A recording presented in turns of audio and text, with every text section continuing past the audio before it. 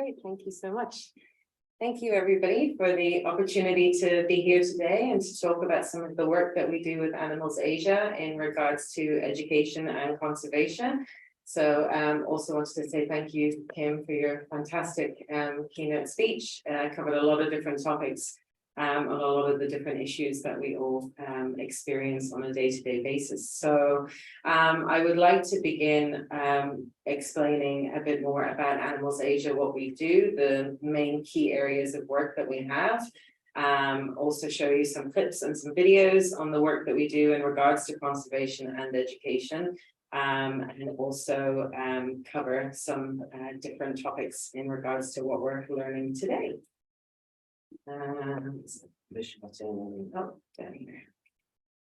So to begin with today's talk, we're going to cover the general work of Animals Asia. We're going to also look at another area of work that we have on animal assisted intervention and the education work that we do working together with canines mainly. And then also some of the issues with captive animal welfare, which is another area of our work, and time for questions at the end. So to begin with, I wanted to share a little video about some of the reasons as to why we do what we do, and a theme that you'll see sort of throughout my presentation is sort of the way in which we operate, the way that we do our work, the sort of beliefs that we hold as an organization and how that translates to the education work that we do, and also the conservation elements as well. So I hope you enjoy this very brief introduction.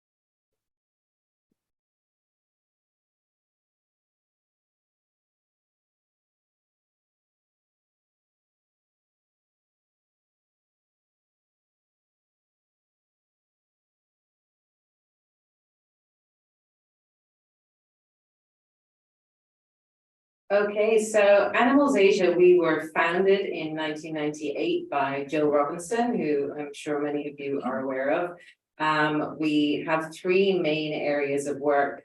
Today, I'm going to give an overview of each of the three areas. Obviously, I'm sure most of you are aware of the atrocities of bear bile farming, the situation that happens to the bears that we rescue, and obviously, our hope for change for that situation. We also work with companion animals, and we also work with other species of animals that are held in captivity in different facilities around Asia. So mainly for us, the animals that we have experience working with are wildlife and also companion animals as well. Conservation work and education work is our two main areas to make change. We have ending bear bile farming as our first program. We have cat and dog welfare as our second, and captive animal welfare as the third area of work.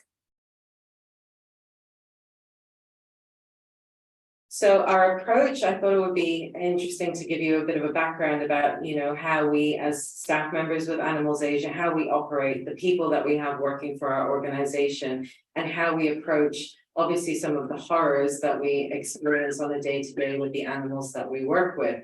I'm sure, again, most of you are aware of the situation of bears being held captive in cages for years on end, having their bile extracted. It's a process that causes immense pain and suffering to these animals. And as Kim mentioned, with so many alternatives available now, that is what Animals Asia promotes. We obviously work together with traditional medicine practitioners. We do research and we do science to try and obviously make change and promote the alternatives that are available, as opposed to continuing the situation of suffering for the bears that are held captive on bear bile farms. So trying to change and make change through empathy, basically giving people stories about the individual bears that we work with, the situations that they've come from before, and the situations and how their lives change following rescue and coming to our sanctuaries. We also do a lot of negotiation work. We know that animal welfare issues won't change overnight, and obviously with a lot of tradition and cultural elements to the work that we do, negotiation, discussion, debate, and offering alternatives and solutions tends to have much more success than saying that something is simply wrong. We also do education work about informing the local communities and involving them in what we're doing. When we operate our sanctuaries in both Chengdu in China and Tam Dao National Park in Vietnam, we offer opportunities for the community to either be employed within our sanctuary, so they learn more, they go home, they share with their family members what the situation is with the bears, and that as well, teaching individuals who then go and spread the message to their family members, their friends, can be a way to obviously have change happen as well. So grassroots level change is very important. Involving the communities in where the areas where we work is super important as well, and also as well doing investigation work to try and make sure that we have the science backing the things that we are doing to help these bears in particular and the other species of animals that we help as well. So those are the sort of pillars of our approach to the work that we do with regards to the bear rescue. Empathy is another area. So we also have pillars within our organization that our staff members try to follow in both our work, but also our personal lives as well.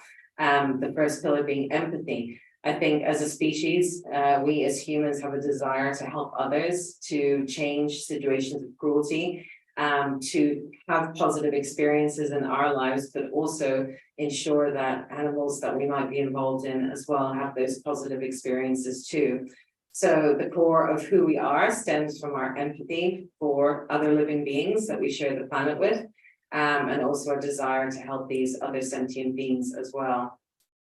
Our work, we also try to be inspiring in what we do. We try to obviously share the situations that we experience when we go on bear rescue, and inspire people as to why these situations are happening, what we're doing to make change, but also as well supporting the communities that are usually involved in these practices as well. A lot of the situations that are happening for animals are basically due to socioeconomic situations, often in rural communities where these bear bile farms happen or where the bears are kept, and they are poor communities, and things like the wildlife trade, bear bile farming are unfortunately quite easy methods for some of these individuals to make funds. So again, going back to what Kim mentioned, profit is often the driving force in a lot of these situations that we experience with the bears, but also with other animals as well. Respect as well is another pillar of our work. So trying to obviously understand differences of opinions. As we know, working in animals and caring about animals, in most cases, there are vast different views about the care of animals, the welfare of animals, natural resources, using different species for different reasons, traditional medicines, entertainment, tourism. The things that we as human beings do to animals is quite vast, and having respect in dealing with all the different stakeholders that we do is difficult. It's challenging in a lot of cases, but trying to obviously respect the differing opinions and come up with solutions that work for all the different stakeholders is quite important. We have thankfully been able to achieve one of our founding goals in Vietnam recently. We signed an MOU with the government there in agreement that bear bile farming had to end. So thankfully now it's just a matter of rescuing the bears that are left on bile farms, which has led us to constructing our third sanctuary right now in Vietnam. So we have 1 in China, 2 in Vietnam in the coming few years, and about approximately 300 more bears are going to be incoming to our new sanctuary over, I would say, the next 10 years in Vietnam, because bear bile farming there is now illegal. it was agreed that obviously it's an industry that needed to end. The suffering that was experienced by the bears was obviously recognized, and the government was supportive in agreeing and signing an MOU to end the situation of bear bile farming in Vietnam. So that was a really proud moment for us as an organization, and something that we hope will translate into other parts of Asia as well. So again, on the legal frame, you know, being respectful in the different communities where we work, understanding the legal situation for animals is critically important. Without sort of an understanding of the legal situation, it's very difficult to operate in the different regions where we work. And so it's critically important that we know the legal framework in each region, whether there is laws offering protection for animals or not, and using those laws if they are there to the advantage of the work that we do. So legal situation is very important to what we do on a day-to-day basis. Also as well, just being mindful that, you know, there are generational differences of opinion when it comes to animals as well.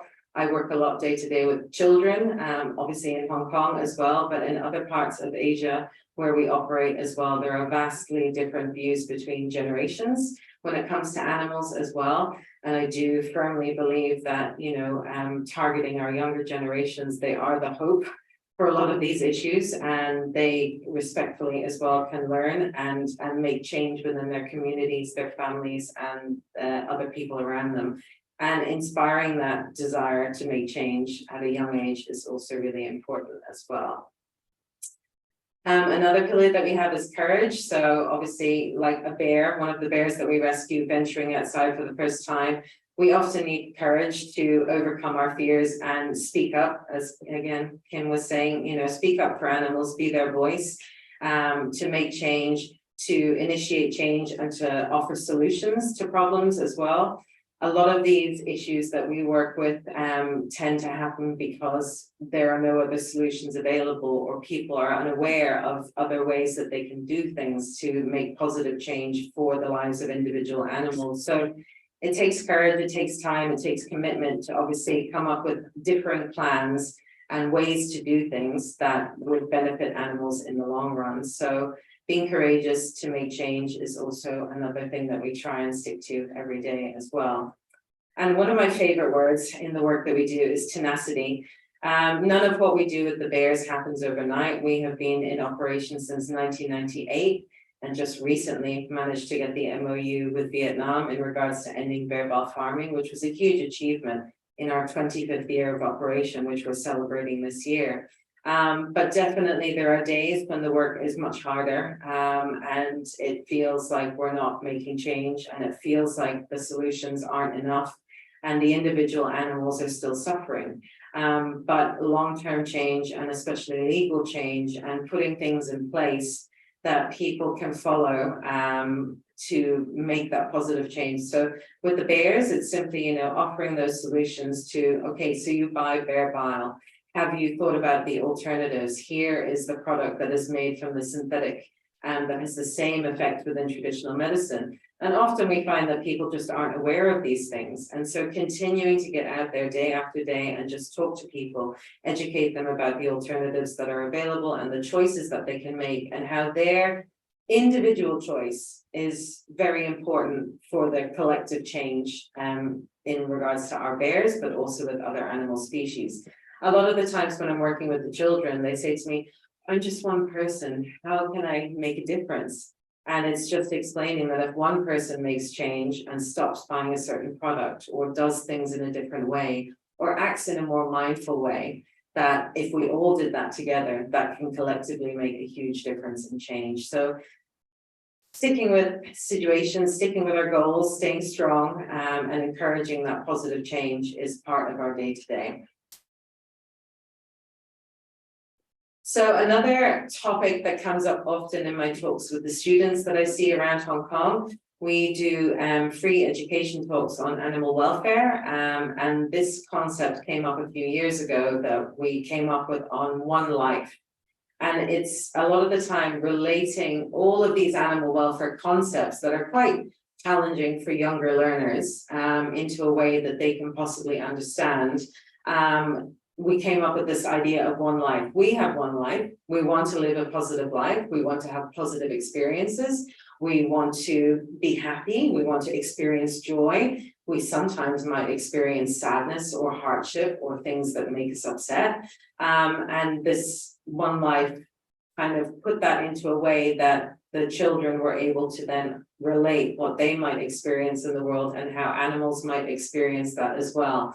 So we do a lot of education talks on sentience, but in a way that young learners are able to understand. So one life was something that did come up as quite a popular way to introduce this concept of sentience for animals with children. So we have a Just Like Us series under the One Life umbrella, and we talk about different species of animals, their needs, their emotions, relating to the 5 freedoms, and bringing those concepts to children from primary up to university levels sometimes as well. So that's been quite a successful way of bringing sentience to children and students. So with the bears, we are trying to make connections with people. It's not something that we generally have in Hong Kong. We don't have bears here.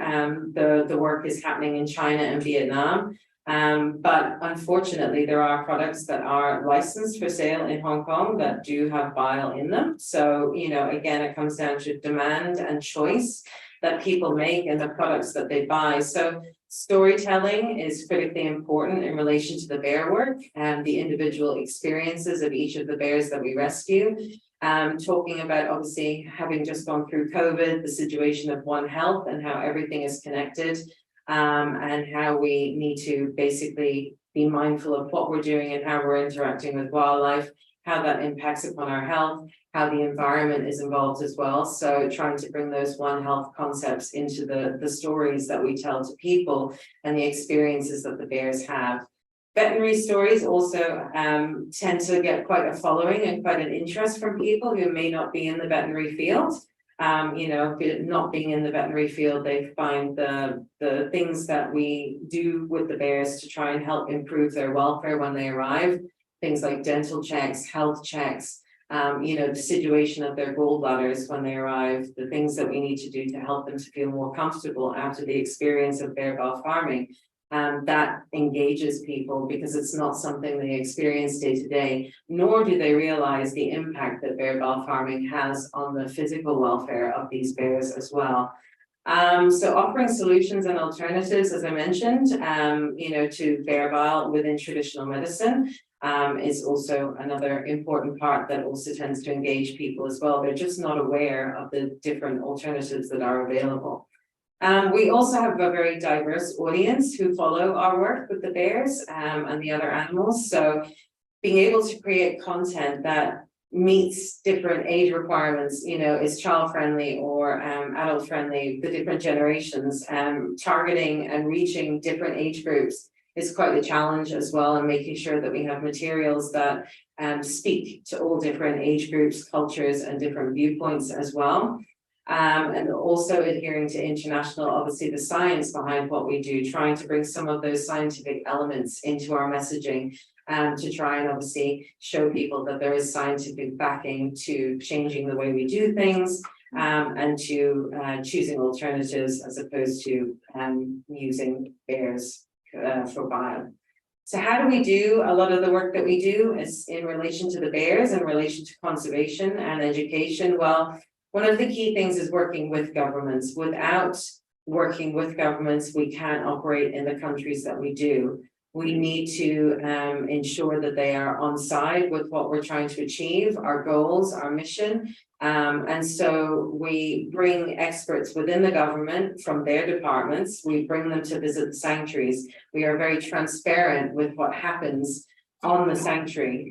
You know, we are guests in these countries, and so inviting the authorities to come in and see what we do, to see how we're making change, to educate them on why we're doing what we're doing, and the benefit to the individual bears once they come to sanctuary, has a real impact on a government level as well. So being transparent with what we do, working with governments, and also inviting veterinary experts as well, sharing veterinary knowledge and information can help translate to other wild animal issues as well. So we're pretty open to most individuals coming to visit, to seeing how we do what we do. And we also adhere to international sanctuary standards. We are members of GFAS, which is a regulatory body with sanctuaries. And so we've achieved gold star status, which means that we're giving the best welfare possible to the bears and the animals that we rescue. And so being in line with international standards is also really important as well.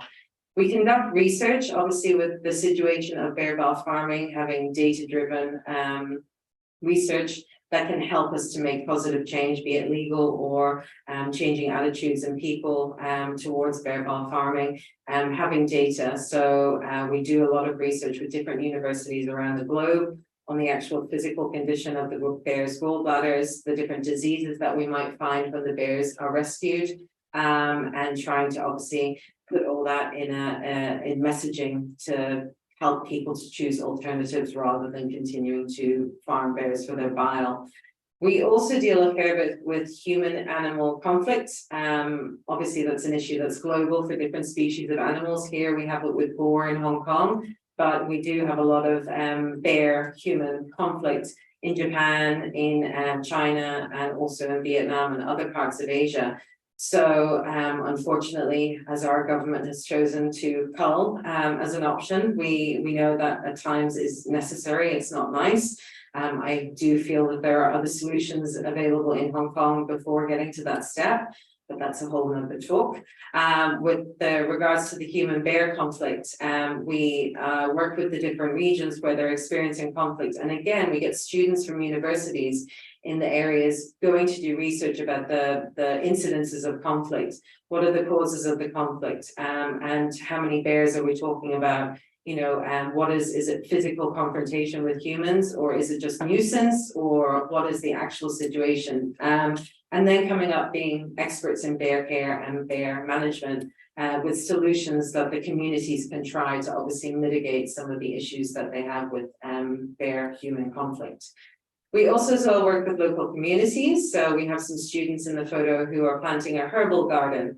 We actually provide seedlings of the plant alternatives that people can use within traditional medicine instead of actual bear from a bile. So we get the students to plant these herbal gardens in their school communities or in their local community and show that it's possible to grow the physical alternatives to bear bile and to choose those instead of causing the harm and issues that we have for the bears. Long-term policy change is obviously also important as well. So we really try and encourage the local governments and the local districts that do have bear bile farms to try and think about policy change and ending the situation of bear bile farming. So giving them legal advice, trying to think about alternatives and offering solutions and alternatives for the workers of the bear bile farms as well. Because coming back to the issue of the economy, it's the financial aspect that often drives these industries, and in particular the bear bile farming, to continue. And so if we can offer alternatives, for example, we might have some individuals who come and work at the sanctuary and help obviously the bears that we've rescued, as opposed to continuing to farm bears for their bile. So coming up with solutions with the government departments to try and offer different career paths for some of the farmers or workers or wildlife traders or market wildlife trade sellers is also something. So we try and obviously take care of the community aspect as well, to give other options for them rather than just saying you have to stop and then they have no income. So trying to deal with the human issues as well is also something that's important to us. So we try and obviously be solutions focused as much as the horrors of bear bile farming that we experience day to day definitely do have an impact on us as staff. We try and obviously come up with solutions that can make positive change to these situations. And so as well, we work with diverse cultures within Animals Asia. So being a global organization, we have about 300 staff who work globally. And majority of those staff are in Vietnam and China. So we actually have a veterinary intern program. So we try and obviously upskill and offer opportunity for the veterinary students that are in both the China and Vietnam regions to actually come and work on the sanctuary with us, because the intention is to have local experts in both of these countries who are then able to continue our work as local citizens of Vietnam and China. And so upskilling the veterinary work and the opportunities in regards to wildlife species, in our case bears, and giving opportunities to those students is again something that's very important to us. Employment for the local community and also as well treating our local and international staff. We're all family. It really is a family organization where we all consider each other equals and working together for a common goal to obviously give good welfare to the bears that are rescued, to make positive long-term change, and to have respect and empathy for ourselves and our teammates, but also the communities where we work as well. So this is Marmalade, who again, just to wrap up on the bear side of things with sort of what her experiences was with bear bile farming, and when she came to us, what happened next. So I hope this inspires you a little on the work that we do.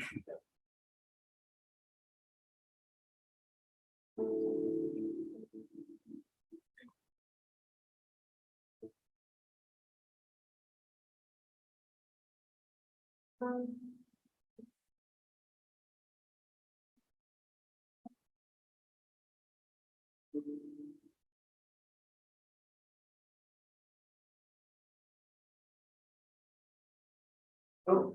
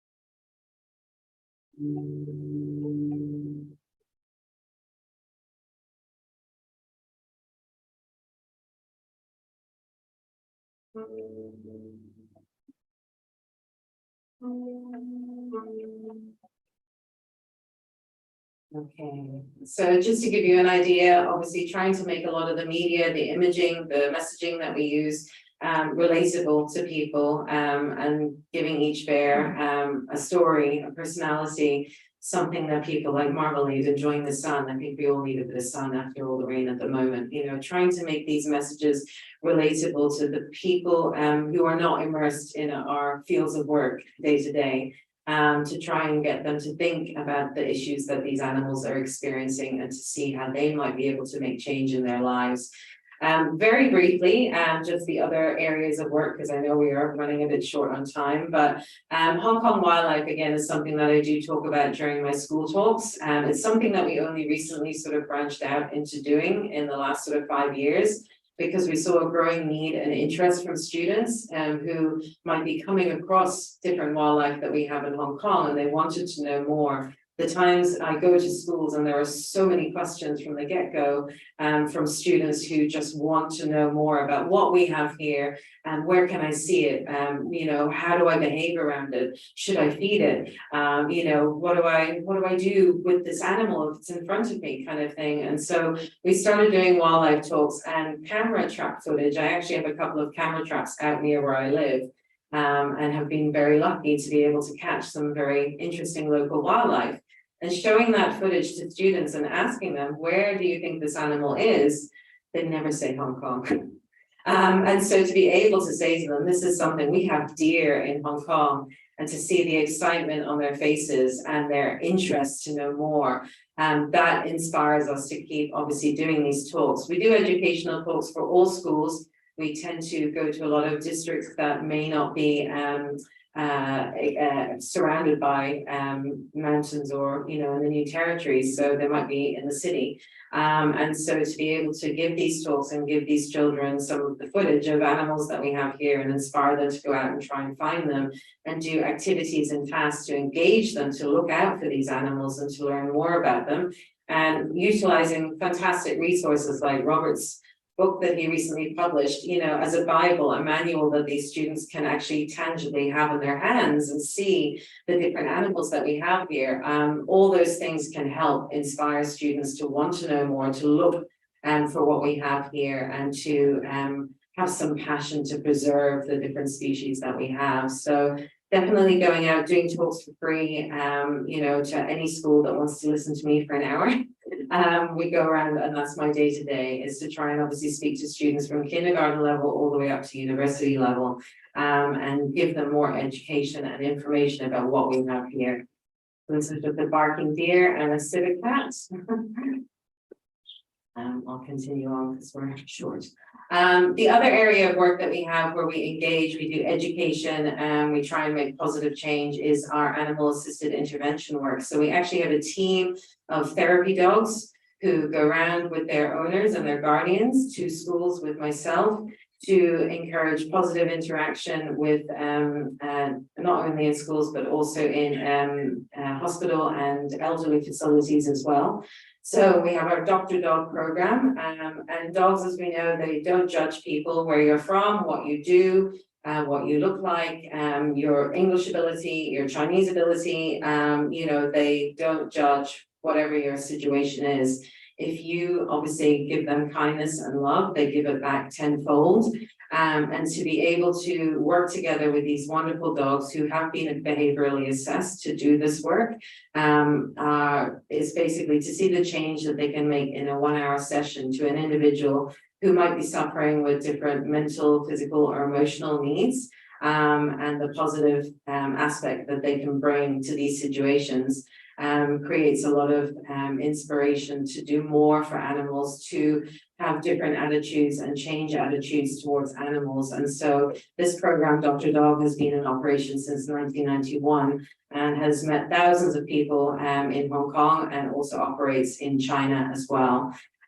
We know that dogs can have a physiological and psychological impact on humans, on our health, on our welfare, our behavior. And so we educate and take these opportunities to meet with people, to discuss different issues, and to also, as the slogan at the top says, bring animal welfare to people through people welfare. So we're going out to look after people, but obviously take the opportunity to talk about animal welfare issues as well while we're there. So experience can also drive positive change. So when we do our school talk, our younger generations are always super excited and keen to learn. They want to help. They want to know about all the different animals and how they can interact with them and what is a good way to do that. We do need to make sure that obviously when we are doing school talks that our messaging is age appropriate. Obviously, some of the work that we're doing is quite gritty, it's quite traumatic, and so finding ways to bring that messaging and bring the education to students, engaging them in ways that don't traumatize them, is really important. And also in regards to the animal assisted intervention side of things, working with dogs, we do have to make sure that the welfare of the animals that we work together with is, their welfare is held paramount. It's most important. Visuals are very important with young learners. Singing, dancing, we have songs about bears and animals and wildlife, which I do on a regular basis, which can be quite entertaining. And obviously worksheets, tasks, getting them out into the communities, looking for these animals, giving us feedback as well, asking them to find different species, to obviously think about their actions in their daily lives and how they might interact with different animals. And allow sharing as well, giving them an opportunity to ask questions. What is it they want to know more about? And tailoring our materials to suit those questions and suit the different situations that we have.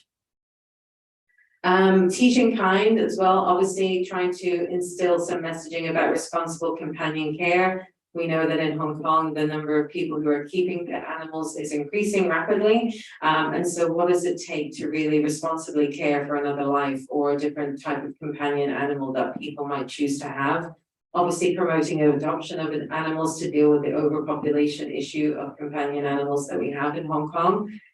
Also talking about what is animal cruelty, what may we do to animals that could be constitute cruelty.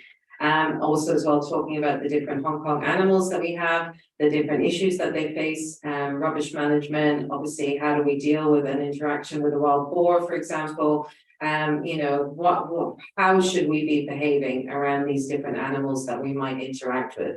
So there's a lot of discussion usually and questions and answers happening during the talks. With captive animals, the choices we make can have an impact. So as was mentioned before, ethical tourism is one of the big things at the moment, that now that people can travel again, people want to have experiences, they want to go to different locations.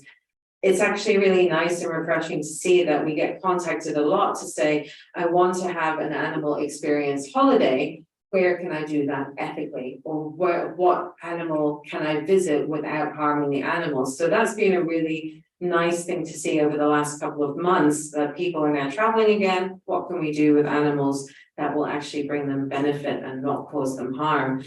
So we actually have an ethical elephant program where we rescue elephants with agreements from their owners and mahouts and the government, and we bring them into our elephant sanctuary area in Vietnam, and we encourage people to come and see these animals in their natural environments, doing their natural behaviors, and not doing anything like elephant painting or riding or bathe an elephant or some of the other activities that we know have happened in the past.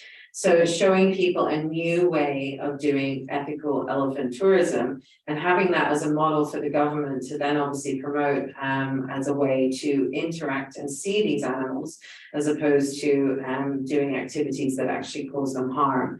The exotic pet trade as well, we obviously do education work on that as well. So trying to encourage people to not participate in the trade in exotic species, something that's a huge issue in Hong Kong, and also to understand the impact that things like the wildlife trade, the exotic pet trade have on biodiversity. So we also as well, we can't rescue all the different animals that we come across, but we try and obviously offer advice to the different facilities that keep wild animals on how they can improve their enrichment, how they can improve nutrition, and how they can improve the environmental area where the animals might be staying, so that their level of welfare is brought up. And also another issue that seems to be prevalent a lot in Asia is the animal performance shows. So trying to offer alternatives for a lot of these facilities, instead of doing animal performance shows, how can they actually engage in education work that actually gives true indication to the plight of a lot of these species in the wild, rather than having them do tricks for human entertainment. So focusing on the animal's natural needs and behavior. I do have a video, but I think we are a bit short on time, so I'm probably going to leave that for the moment. And the last thing I just wanted to cover was our people. So obviously another way that we try and make change and we do education is leading by example. For me, at least, I've been following Animals Asia since I was 12 years old. It was the pinnacle of my career decisions. It was the only organization that I wanted to work for, and it was inspiring because of the way that things are done at Animals Asia. And so it really is a lifestyle, living by the 4 pillars that we have, living by instilling empathy in people to try and make change in that way, and being respectful in the work that we do. It to me feels like it's a lifestyle that I embody every day as best that I can and try and instill that in others. So in summary, obviously education is critical to positive change. Giving people the tools and the information to make informed choices is really important. If we can give information, people usually generally will tend to make a positive change by themselves if they have the information needed. The environment, everything is interlinked, living species, and the health of all our global inhabitants, us included, is interlinked. Long-term change does take time. It can be frustrating, especially with animal welfare. It can be slow going, and it can be really hard to watch the continuing individual cases of cruelty that I'm sure, are all exposed to quite a bit. But long-term change is going to bring the most positive change eventually. So keep doing what you're doing, everybody. Obviously, conservation as well is vital for the survival of all the species and our shared planet. Experiential learning has a high positive impact on young learners, and relatable content and materials is critically important in the messaging that we give as we educate. Another final point is that many animal issues are related to demand. So if we can change demand through education and offer alternatives to reduce the negatives experienced by animals, there is hope for positive change. Thank you very much. Thank you very much. And unfortunately, we don't have time for questions. Thank you for your presentation. And if anybody has a question, maybe during the break, and for people online, you can leave their question online and we can answer it for you later.